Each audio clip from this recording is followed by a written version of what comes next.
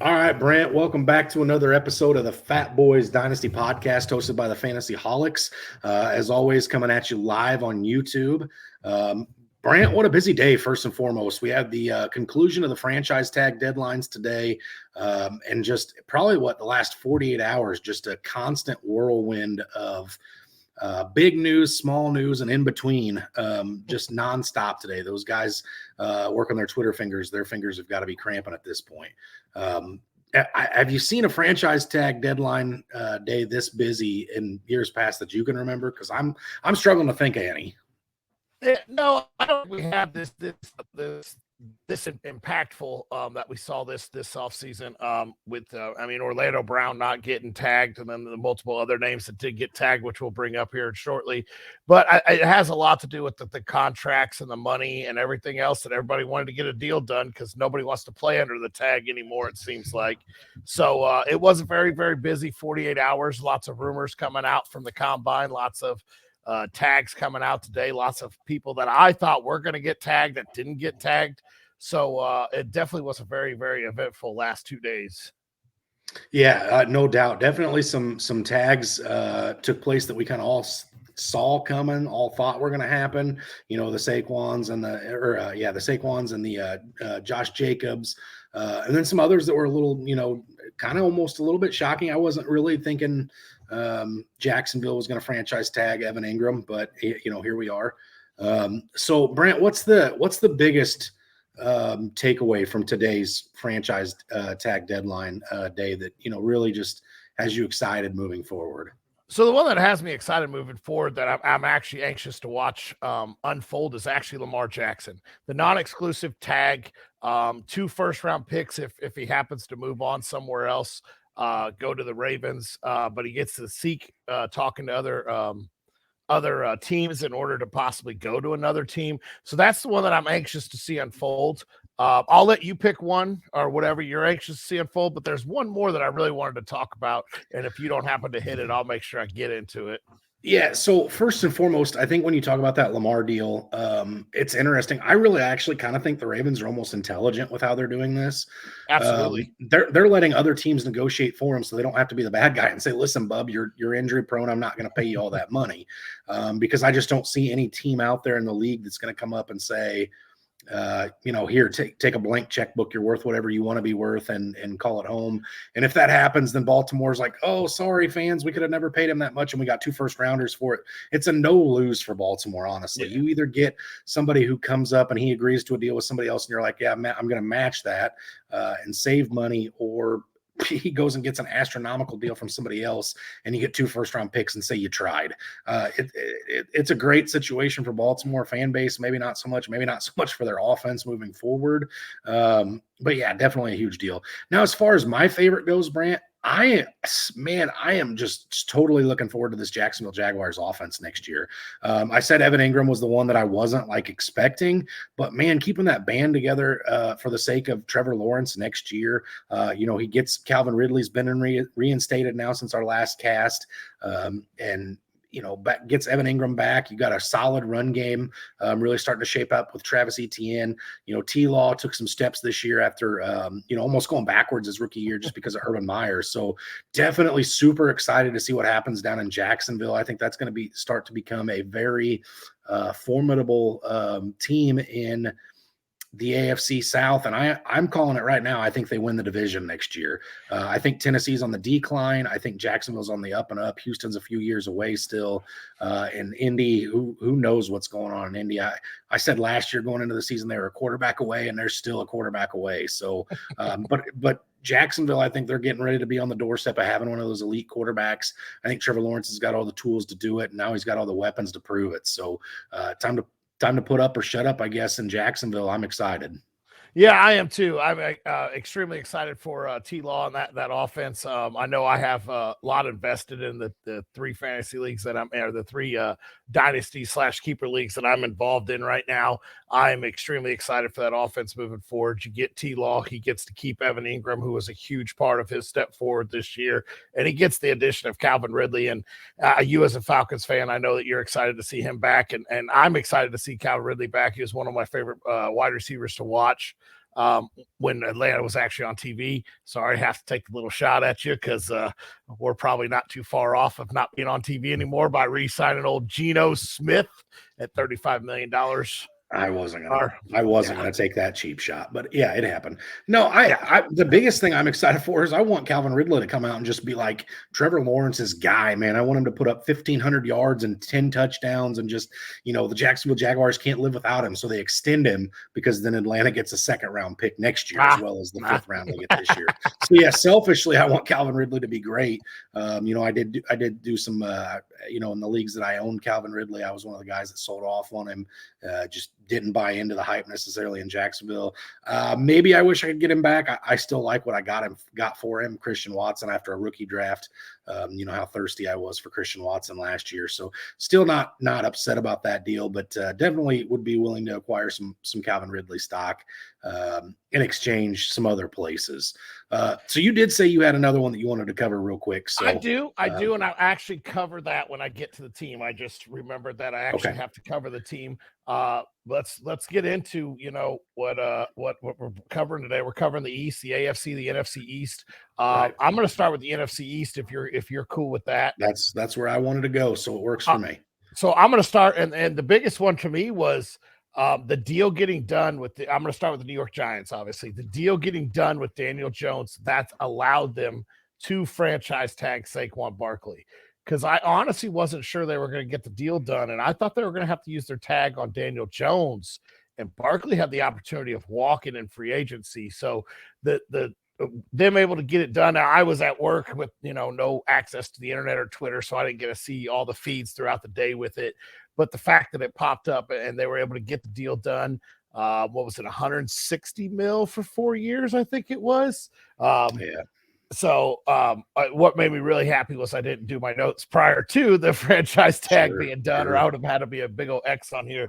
But yeah, I thought that was great for the Giants. We did see Daniel Jones take a step forward. They got him, like I said, a 4-year deal done, which now only leads in my mind, the biggest free agent coming, or the biggest free agent left that is leaving New York, is Sterling Shepard. And the reason that's so big isn't the fact that he was, huge in the fantasy world. He wasn't, huge for them, but they don't have a receiving core. Like, you got Barkley, and you have that young tight end, Daniel Bellinger, I think his name was. Mm-hmm. And that's really it, because Kenny Galladay's gone. He was a stud.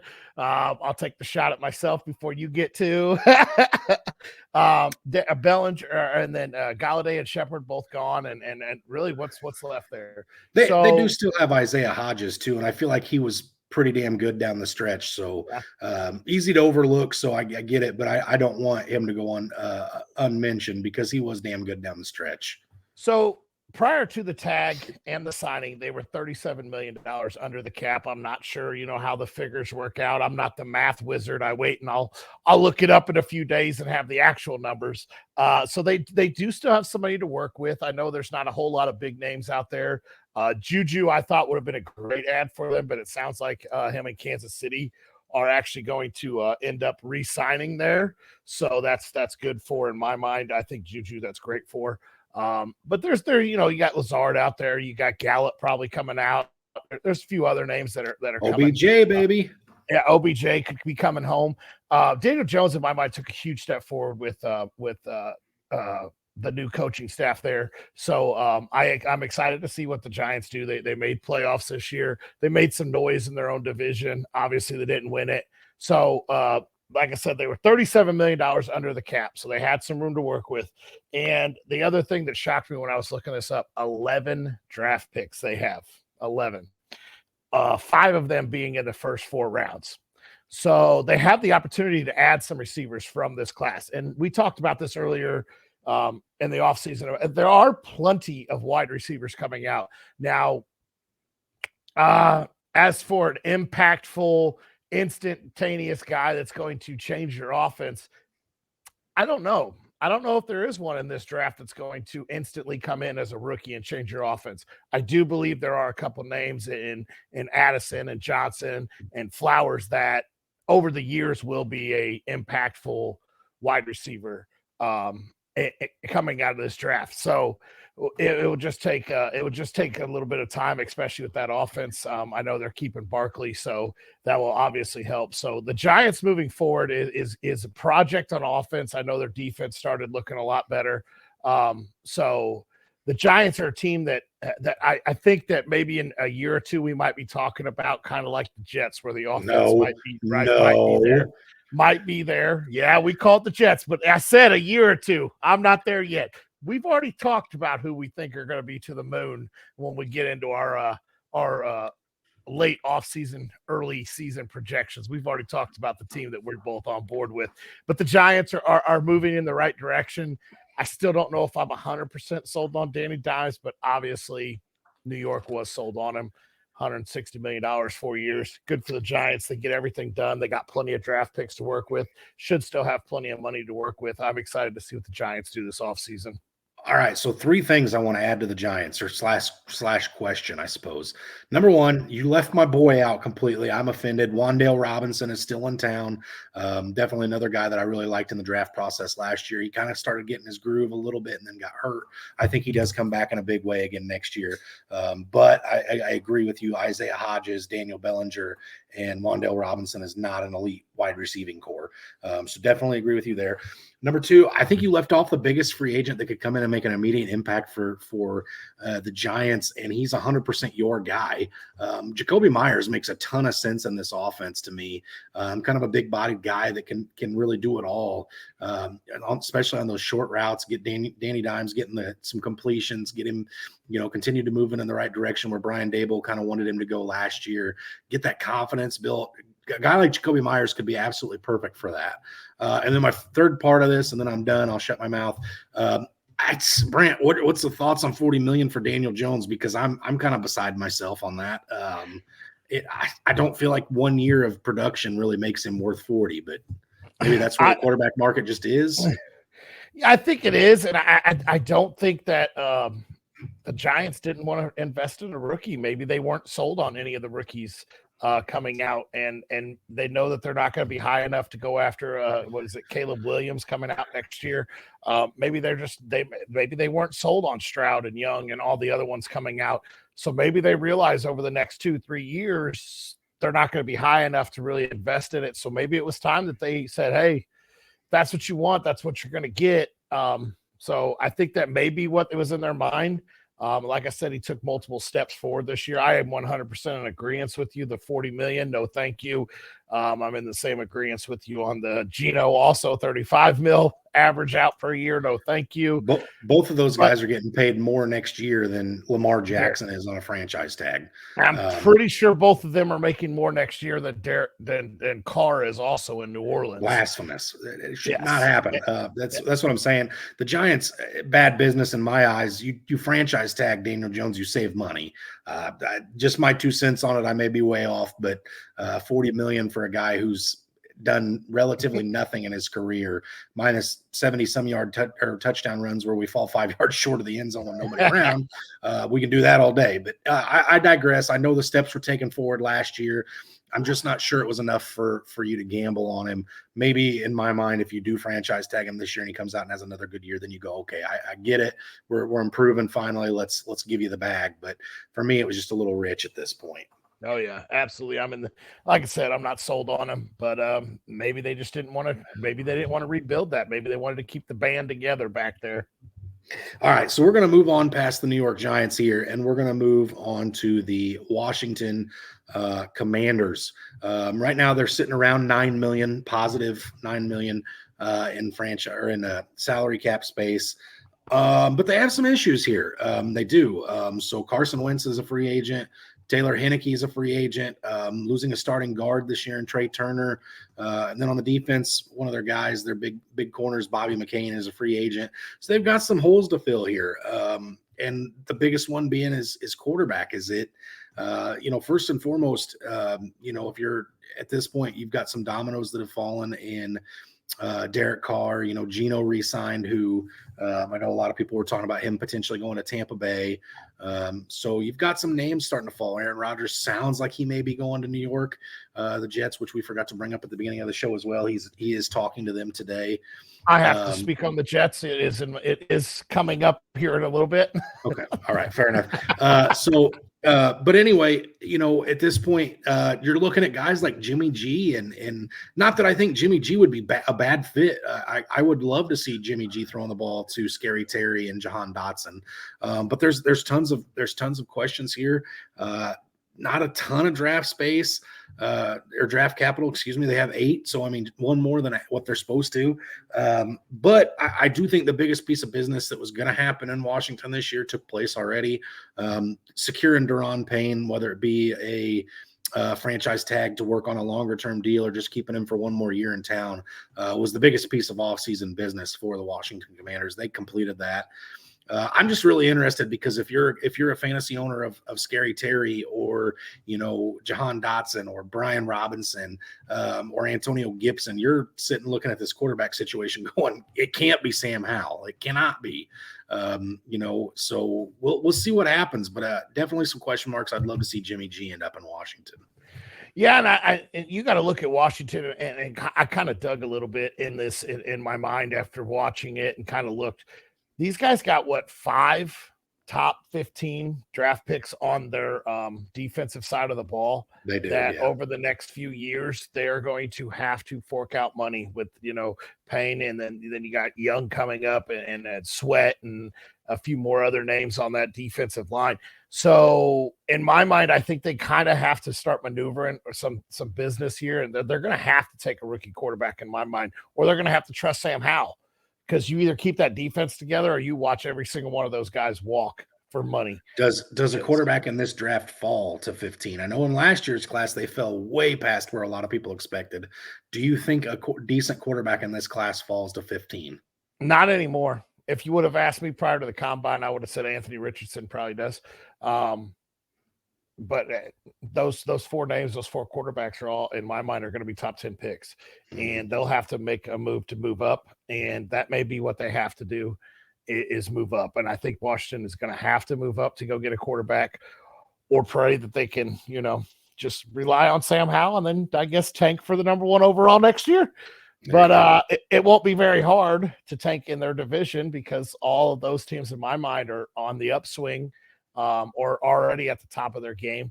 So it won't be very hard for them to, drop every single game in their division. But Washington, I think, has to look at the future there, and you have to get a rookie quarterback, or you have to trust Sam Howell because you're going to fork out a lot of money to keep that defense together. Yeah, you're right. So,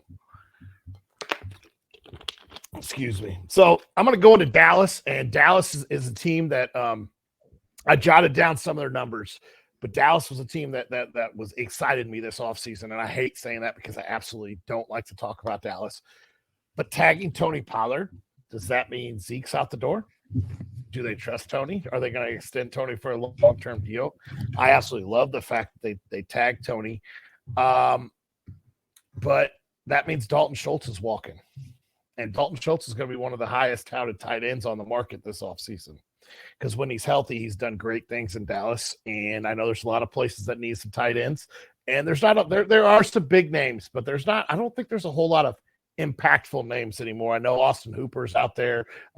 Evan Ingram just got tagged, so he was out there. I know I'm missing another name after reading some tight ends, but Dalton Schultz, in my mind, is the number 1 guy in the tight end market, and will draw a lot of money. And I don't think Dallas is willing to fork that out. Now, I did just go back and look. Gallup is not a free agent. T.Y. Hilton is, and Noah Brown. So you got Gallup, you got Amari Cooper. In my mind, they have to add a wide receiver too. CeeDee Lamb, not Amari Cooper. Oh, my goodness. Oh, my goodness. Oh, my goodness. I cannot believe I just did that. At least you knew what I meant. I'm glad you're here to fix me. But, yeah, you got CeeDee Lamb and Gallup. That's it. They went out and they added T.Y. Hilton. He did great. He did great when he was there. When he was on the field, he was very productive. But now you're talking about 9 draft picks, 4 in the first 4 rounds. But you need a tight end. And I do know there are some impactful tight ends. Did you see Washington block the guy out of, what was that, Georgia, I think? He moved he was going to score a touchdown with the ball on his back and pushing the sled to the end zone. He's going to be a guy to watch shoot up draft boards now. But yeah, Dallas, they're $18 million over the cap, so they don't have a whole lot of wiggle room there. And in my mind, they have to get a true number 2. And this is, I'm going to go a little opinionated right here. And you can bark back at me. We can get into a little debate here. I don't think Dak Prescott's the answer. Dak Prescott this year had shown why he was a 4th-round draft pick. He threw 11 picks in 11 games straight, throwing an interception. I think 6 of those were multiple interception games. He was not doing very well under pressure. They have to add some offensive line help. They have to add a wide receiver too. They have to add a tight end. The defense is on the uptick, so I absolutely love what they're doing with the defense. Dan Quinn staying there. I don't think firing Kellen Moore was the right answer either. I think that man was I think you give him a little bit better quarterback, and I think that offense could have skyrocketed. CeeDee Lamb is amazing when he's out there. And I really think, the addition of a wide receiver too this offseason, I think Lazard is a great fit there. I really do. I think Lazard and CeeDee Lamb would be great. Then you invest, one of your top 2 draft picks in a tight end, and then you just try to stack that offensive line. And I think Dallas would be on the uptick. I think Dallas will be 2nd place in their division for years to come. As I think they'll split with New York almost every single year, and they'll go 2-0 against Washington because we just went over that with what Washington should be doing. But yeah, Dallas, in my mind, I'm a little opinionated on it. I think Zeke's out the door. I really do. I think Zeke's gone. I don't think there's a whole lot left in the tank. I think Jerry Jones is going to cut ties with them and save a little bit of money. Dallas is a team it's going to be interesting to see what they do. They always seem to be it's our year type team, but then fall flat on their face in the playoffs. And I don't see how they don't fall flat on their face again. But it would be interesting to see what they do. Yeah. So first thing, can't believe you just said, Dallas and Jerry Jones potentially worried about saving money. When has Jerry Jones ever cared? That man wipes his butt with money. But yeah, I see the scapegoating of Dak. I can't even call it a scapegoat because he was horrible last year.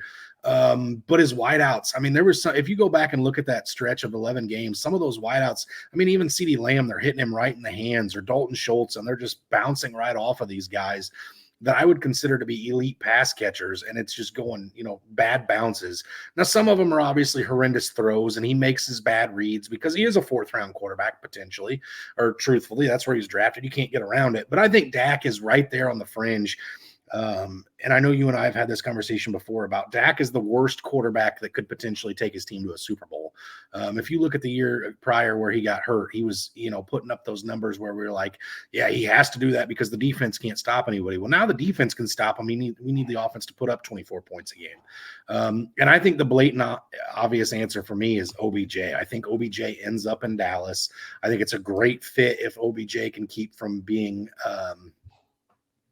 that predominant diva wide receiver we've seen. But Dallas was successful with Tony Romo and Terrell Owens, so they're no strangers to the diva wide receiver. I mean, Michael Irvin, hell, he was one of the first diva wide receivers to exist. So I think Dallas is a perfect fit for OBJ. I think Jerry's world would be a great spot for him. Now, the other thing I want to hit on is Jerry Jones has already come out publicly stating how much he wants Zeke back too.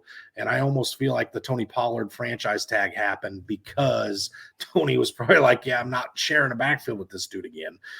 He's fat. He needs to sit on the couch and eat Ben and Jerry's. He doesn't need to be running the ball, 15 times a game. Tony Pollard probably wanted out and not to, get those chicken wing grease on the ball and the filling up the pot of Salvation Army pot with Reese's Puffs.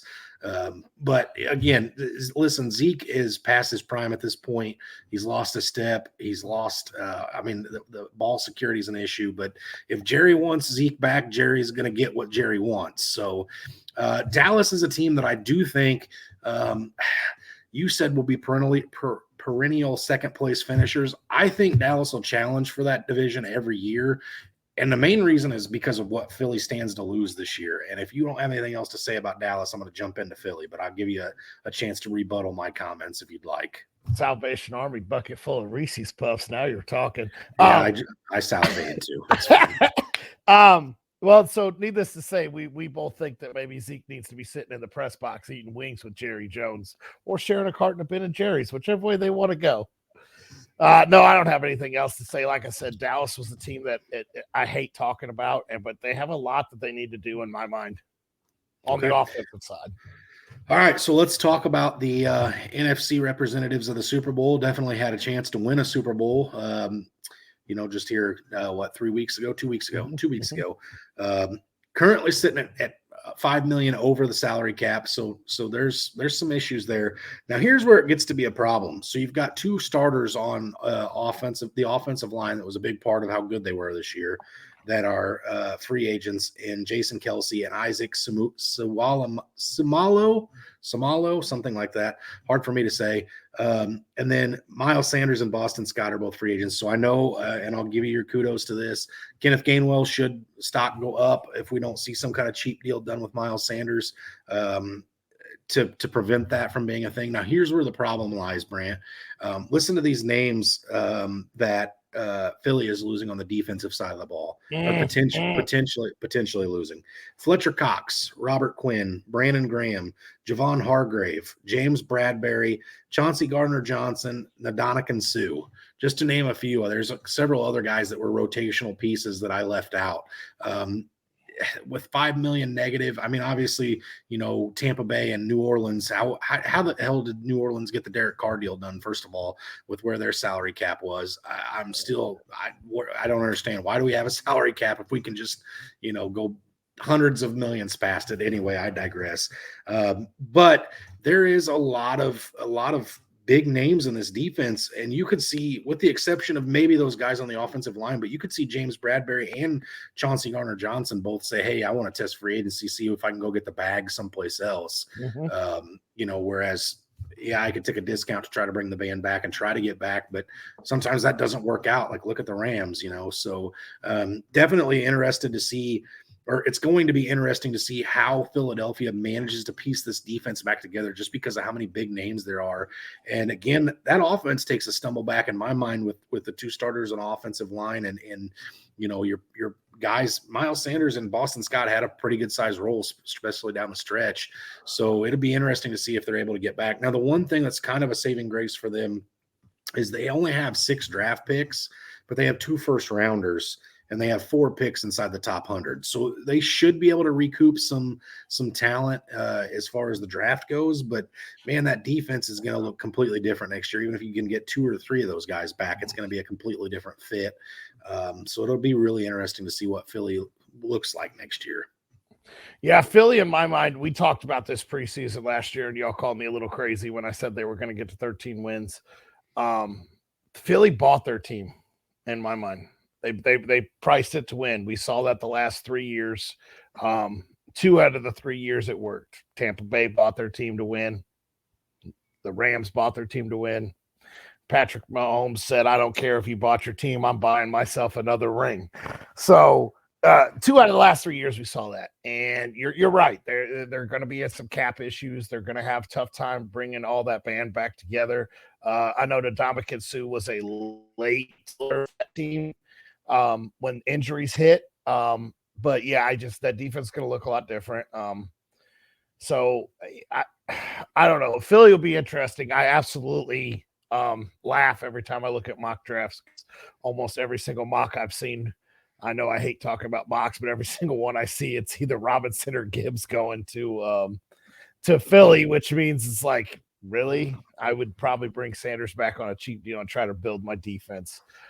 So they'll be interesting. As long as they have Hurts, Brown, and Smith there, and Goddard, I think the offense can hang points. But can you really hang that many points if your defense can't stop nobody? They got lucky this year with, how good their defense was. So it'll be interesting to see what they do. Absolutely. And again, This is not to say that they can't stretch this to 50 million negative and run it back for this year, but at some point, dominoes are going to fall and things are going to happen and there's going to be a fallout. That's why I say I'm not sure I'm ready to write Dallas off as the perennial second place team. I think Dallas is more a threat to this division than Washington or the Giants are at this point. I know Brian Dable had those Giants looking good last year, but I'm just I wasn't a Daniel Jones believer when he came out of Duke. I'm not a Daniel Jones believer now.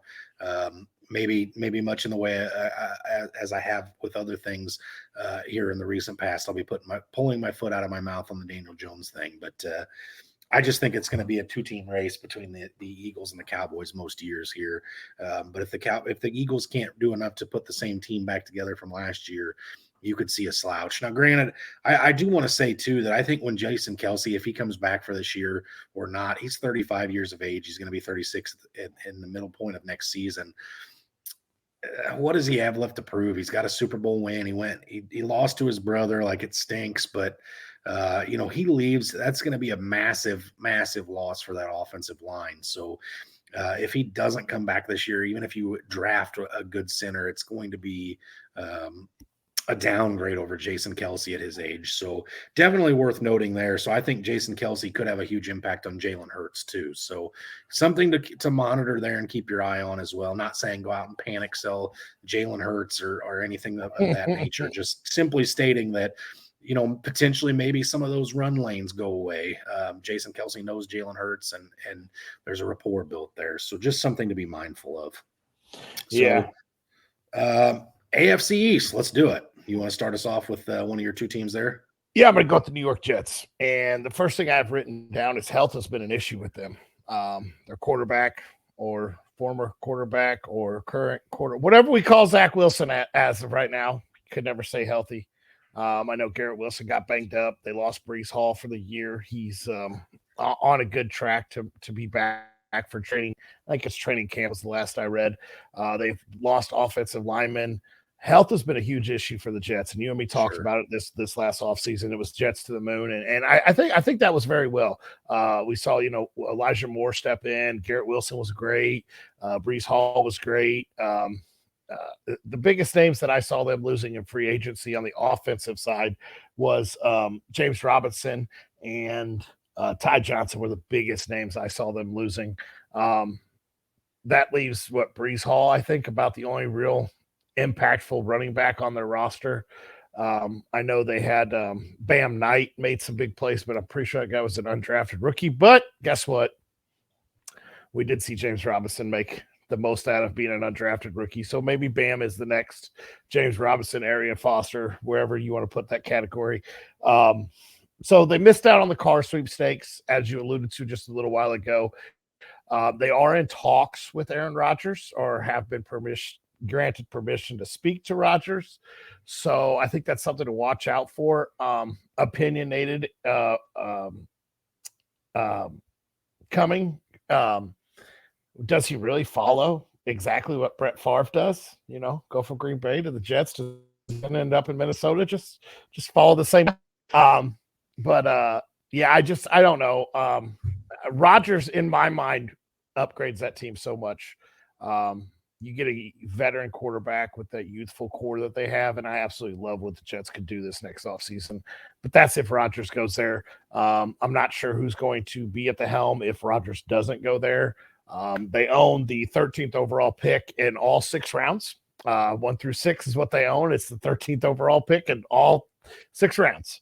So I don't think there's a quarterback going to be sitting there. We just talked about that in the with the other teams that we just hit with the Commanders. So yeah, I don't see them being a player and a quarterback.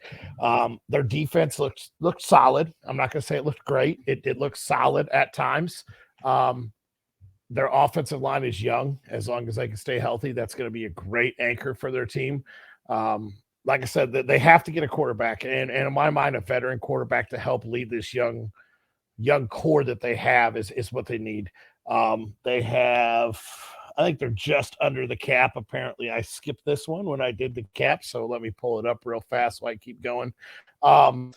they're going to be a team that's going to be fun to watch. They are, not even $1 million under or over the cap, so they've got plenty of wiggle room to build something else. Cut a few players, get money back. They're like $525,000 over the cap, so not a whole lot of issues.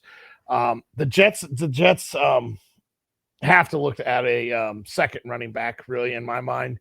On their offensive side, I love their receiving core. I think they need to add. I don't think they need to. I think it would behoove them to add another wide receiver on the outside to allow Moore to move more freely in the slot. Garrett Wilson was dominant in my mind when, Zach Wilson wasn't throwing in the ball. He was dominant. Zach Wilson's the downfall of that team, and I think Zach Wilson's got to go somewhere. Give him a change of scenery. Let the man at least give a chance. I just don't think the Jets and that offense is where it's going to be.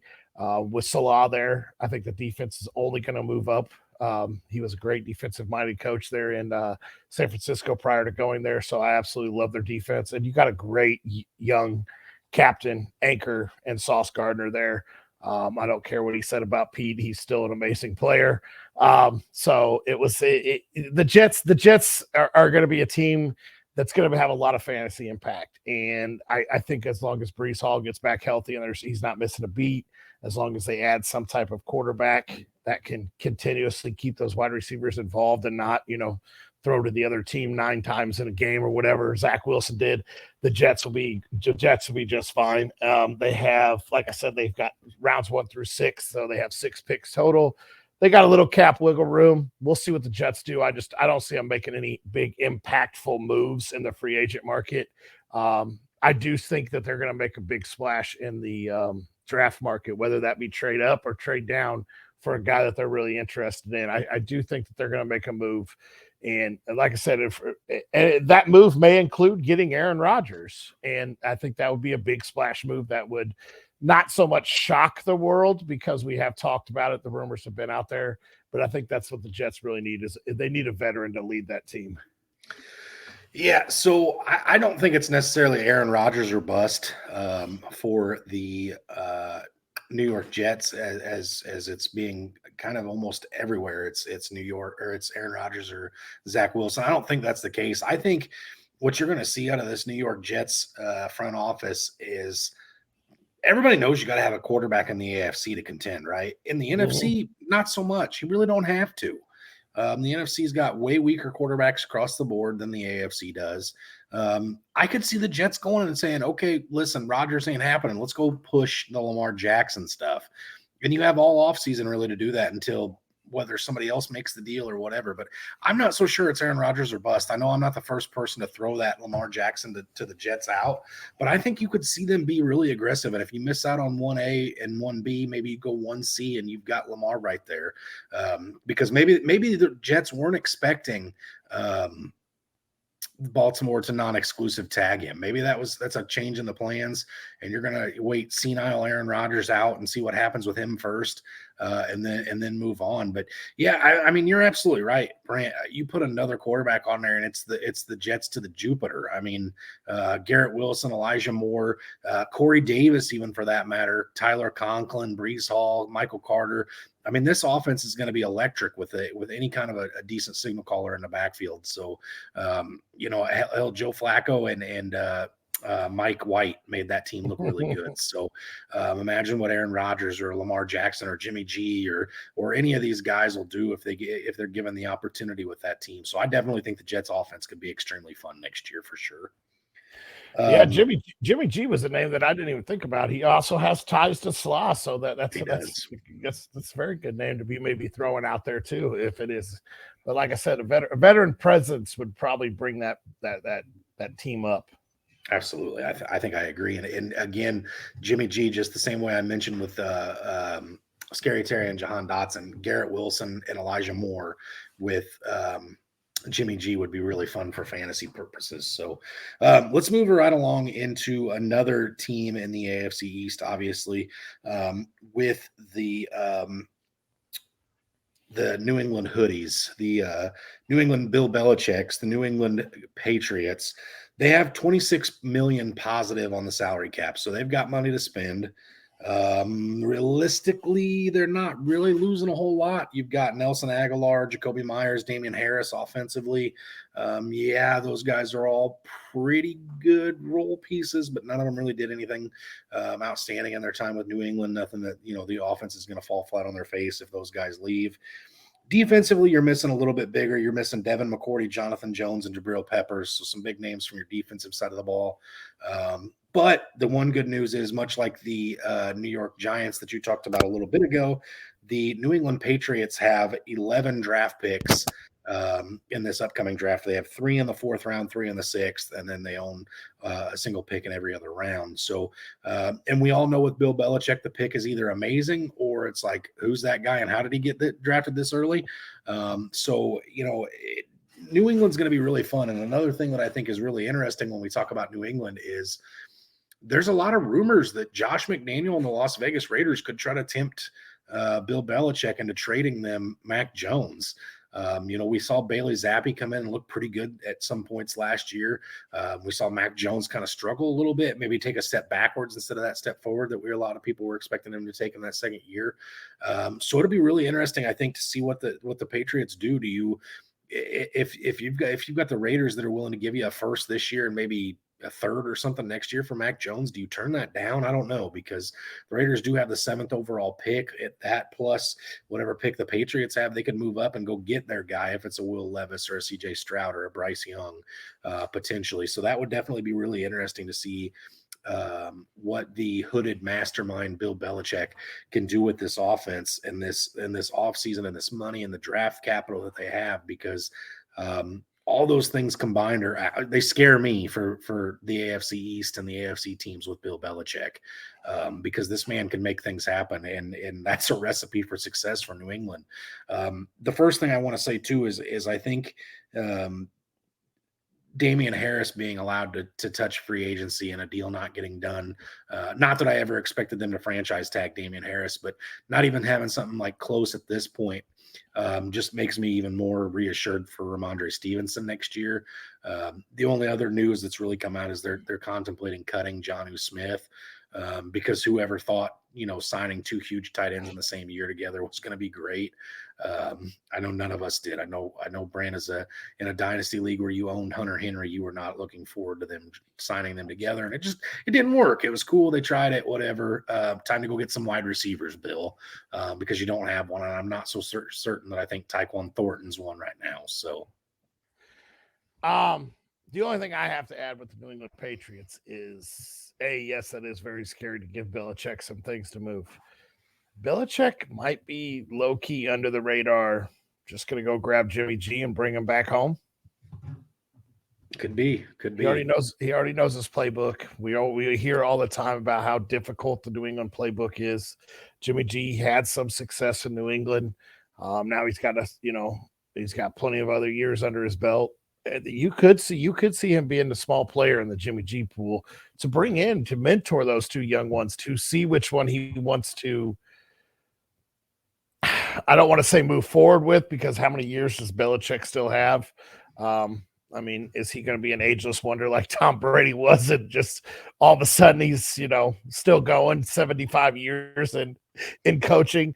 But they have to add some type of weaponry for that offense. Belichick always has a good defense, or a very solid defense. He is very good at game planning with what he has on the defensive side. The offensive side has not looked the greatest over the last few years. I see them being maybe a player in the Jimmy G market. Other than that, he's going to have to figure out what he has in camp with Jones and Zappi. But other than that, they have to add some weaponry. I think Stevenson will be great in the backfield with a great compliment in Pierre Strong. I don't think they are a player with any part of running backs right now. Like you alluded to, they're going to probably part ways with Jonnu Smith. So maybe Hunter Henry gets more involved. He's going to get a lot more involved if they don't add a wide receiver. I think, you got Thornton and Henry and Kendrick Bourne's still there, I think. That's About it. So they right now in my mind are not as scary, But Belichick is still at the helm, so they do have some scariness to them. Now let's go to the winner of that division this past year, and the Buffalo Bills. And the biggest thing in my mind they need is a 3-down back. And they may have that. They may actually have that in James Cook. But the last 3 years they have spent a top 3 draft pick, 3rd-round draft pick or higher on a running back. Singletary's out the door this year in free agency. He's him and Sefford, the guard. I know I just butchered that name because I couldn't read my own writing. Are both out the door. Those are the biggest names on offense, I think, are out the door. The 2 biggest names in the secondary are Pryor and Shaq Lawson are both out the door in free agency. They have 6 picks in this draft this year. I would not be surprised to see them use one of those picks on a wide receiver or a running back. In my mind, they have to get something to complement Stephon Diggs. Gabe Davis experience, worked in the playoffs for a little bit. The Isaiah McKenzie experience, worked a little bit. But neither one can be consistent enough to be that complementary piece to Stephon Diggs. And we saw what happens when they blanket Stephon Diggs. They just can't win without him. You have to get a complimentary piece for that man. He is explosive. Look what he did with Adam Thielen. Look what he did when Cole Beasley and Gabe Davis and Isaiah McKenzie were having those great games. He's explosive. Ooh, I'm starting to stutter here. But you have to get a consistent complimentary piece for him. I absolutely love Cook in the backfield. I would hate to see them, draft another running back and try this experience again because we've already seen him move on from Zach Moss. We've already seen him move on from Singletary. So now it's Cook on there, and Nyheim Hines, I think, is still there. So we'll just have to wait and see what happens there. They're $17 million over the cap, so they can move some pieces around to maybe make a little splash in free agency, but I don't know how much they're going to do. A team's been right there over the last few years. They're just right there, just can't get over that Kansas City hump or the Cincinnati Bengal hump. It would be interesting to see what the Bills do. I think that they're going to be contending again. As long as you have Josh Allen behind the center there, I think you are going to compete in most games. So it will be interesting to see what the Bills do. Like I said, they don't have much cap room.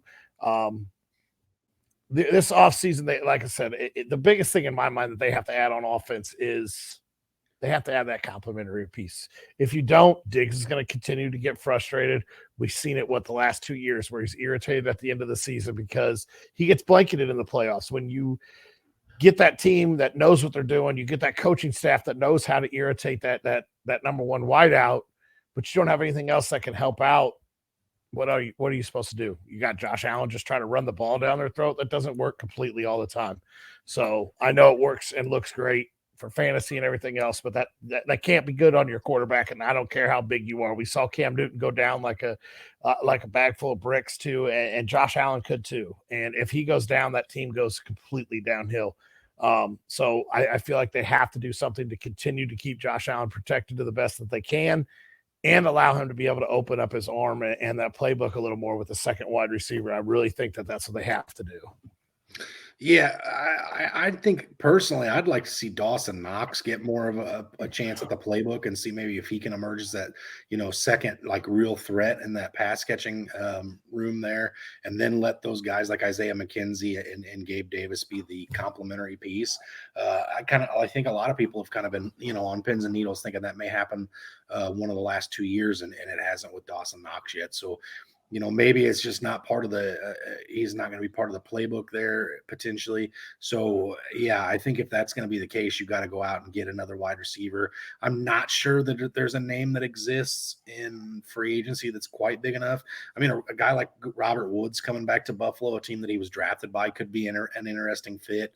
But nobody else. Maybe Juju, if Juju doesn't sign with Kansas City, could be that complimentary piece to Stephon Diggs. But there's really not a whole lot out there in the wide receiver market to put on a silver plate and feed to Josh Allen that's going to take this team. So I think they're honestly going to have to do it by keeping that defense getting better, which has happened slowly over the course of Josh Allen's career in Buffalo, because the offense is going to be good. Well, like you said, as long as you have Josh Allen, I think if they build that defense up a little bit, that could answer some of the problems, with having to keep up in shootouts where Diggs gets taken away too. And I do think, I don't know if I necessarily want to dub him as a 3-down back, but I do think James Cook can be relevant moving forward, I guess, if you will. I think there's a solid chance that he could be a guy that catches a lot of passes and helps out with Josh Allen quite a bit. So I think Buffalo's on the up and up still. I'm not ready to wave the white flag on them yet. I'm not saying you are either, but mainly because I don't want Bills Mafia coming at me with a pitchfork. Pitchfork at a table. Yeah. So I do think that they're like you had kind of alluded to, maybe a running back, maybe a wide receiver, but I think this team could be a Super Bowl contender again, every year if they don't add to anything other than what they already have. Just a couple different bounces going a couple different ways, whether it be the game clock a couple years ago or maybe, just some different breaks in that Cincinnati Buffalo game this year. So, just one of those things that it is what it is, and we'll see what happens moving forward. But I think Buffalo's still on the up and up, and I still think they're the guys to beat in this division. So, last but certainly not least, we're going to talk about the Miami Dolphins, probably the nicest weather team out of anybody in this AFC East division. A lot of snow games coming out of this division, but Dolphins are $16 million over the salary cap right now. So again, there's some wiggle room there. It's not great, but there's some room to get some things done. And probably the 1B to Dalton Schultz's 1A in the tight end market is Mike Gesicki in my mind. Mm-hmm. Another free agent tight end that I think was slipping your tongue earlier when you were talking about him. But Mike Gesicki's been a guy that's been he's had some fantasy relevant times in Miami. And then there's been other times where it's like, not so much. Where was he at? Because you get one game where he's got 30 points the next 3 weeks, he has 0. So it's just one of those things. Now, Teddy Bridgewater is also a free agent, and left tackle Eric Fisher. And then I thought this was interesting, not necessarily that they're big names, but Raheem Mostert, Jeff Wilson Jr., Salved Ahmed, and Myles Gaskin are all 4 free agents. So if a running back winds up in Miami, there's going to be some big fantasy relevancy there, even if it's a guy like Jeff Wilson Jr. re-signing, which is not out of the realm of possibility. There's some fantasy relevancy. Tell me a guy like David Montgomery wouldn't be extremely fun in Miami. Mm-hmm. But the one big piece on defense that I think that they're going to have to re-sign, otherwise this trade just looks awful, is Melvin Ingram, who they got in a trade recently. Again, if you don't do something to re-sign him, I think that just makes that trade even worse. And then the issue with Miami that you get into is these guys have 5 draft picks in the upcoming draft. One of those was stripped because of the partying with a free agent quarterback on a yacht prior to the legal tampering window last year. So, Miami's definitely in a bad spot, and anybody who has a heart and watches football, which I know a lot of us in the fantasy community, it's like, yeah, it's sad, but I want my fantasy team to win. But Tua took some hits last year, and the end result were things that if you were sitting watching the game with your kids, you're like, don't look at the TV, honey, look away, look down, whatever, because it was scary. I mean, it really was. And then, so there's rumors that he's taken jiu-jitsu classes. When I say he too, obviously taking some jiu-jitsu classes to learn how to fall better. I don't know. I guess that could be great, but Miami's come out and said that they're willing to entertain the idea of every possibility at quarterback. They don't have draft picks to move up to go get a quarterback in the draft. So I'm assuming this would be some kind of a free agency target thing, but Miami is definitely going to be one of those teams that I'm not sure it's going to be real fun to watch this offseason. And maybe like a dumpster fire where it's like, man, it looks bad, it smells bad, but I can't look away. That may be what's going on in Miami this year. I know Mike McDaniel is kind of swaggy, but I'm just not sure that this Miami team is going to be a whole lot of fun to watch next year. I know Tyreek and Jalen Waddle will argue, and the owners of those two will argue with me tooth and nail. But I guess the off season for sure is going to be painful. I think in Miami, what they put on the field may not be. Yeah, you alluded to Tua. I mean, Tua, he got hurt prior to the playoffs, and he still wasn't cleared by the Pro Bowl by the NFL. I know he's taking jiu-jitsu classes. They're looking into building a special helmet for him. That's bad. Like, I don't care what you do. That's bad that your quarterback has to go through all of that to continue to play this game. And I get it. It's impactful game. I get it, but you got to worry about his safety after the NFL. And I don't know if Tua has anything to give after the NFL after taking some of those hits this year. So I think it is time to move on. And I hate saying that as a Tyreek owner. I gave up a lot to go get him last offseason. Thank goodness he led me to a championship this season. But you didn't give up all that much. You were gifted. We don't need to say you gave up a lot. You were gifted. We're not going to get into it. I gave up multiple first-round draft picks. Tyreek Hill and Travis Etienne for 2 first-round picks. 2. That's multiple. That's one for each player. You were gifted. We're not going to get into it. I'm not going to put you out in front of everybody, but you were gifted. You didn't overpay for Tyreek. You were gifted. Once again, he offered the trade, so it's. I'm not saying you're wrong for taking it. I'm just on him. Let's not twist anybody's arm here into thinking that you were forced to take a Tyreek Hill trade. I didn't say I was forced, but once again, he shouldn't have offered that trade. Right. But yeah, either way, I think it might be time to move on. And I know you like Tua. I know you had high hopes for him, as did I. It was that tank for Tua and everything else, but I just don't think he's the answer. I'm sorry. I think it's bad when you have to do all this extra work just to keep him up. Yeah, I agree. So we've got one more set of divisions left. So next week we'll get into the AFC and NFC North, some fun teams to talk about there. And then that'll tie a bow on this whole series that we've done here. And then we can get back into doing some of the fun stuff. Again, this is not, super sexy stuff, but we will come at you and update, prior to the start of like the division stuff next week, kind of like we did this week.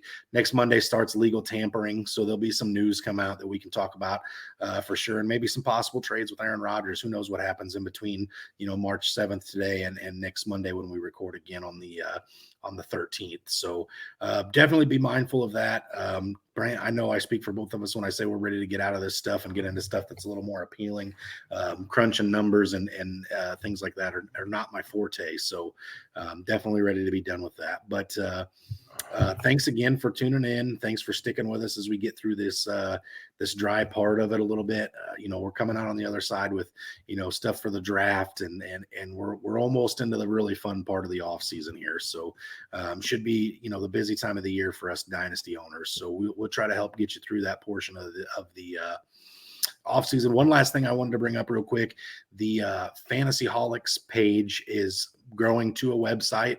A domain name has been purchased at this point, fantasyholics.com. It's going to be up soon, so keep your eye out for that page. You'll be able to find direct links to Brant and I's casts, as well as Seth's cast on Defense Wins Fantasy. You'll be able to get some hopefully at some point you'll be able to click on there and get some direct links to like Brant and I's rankings in the off season as well as mock drafts and things of that nature that we put together. So be on the lookout for that. And Brant, anything you'd like to add here?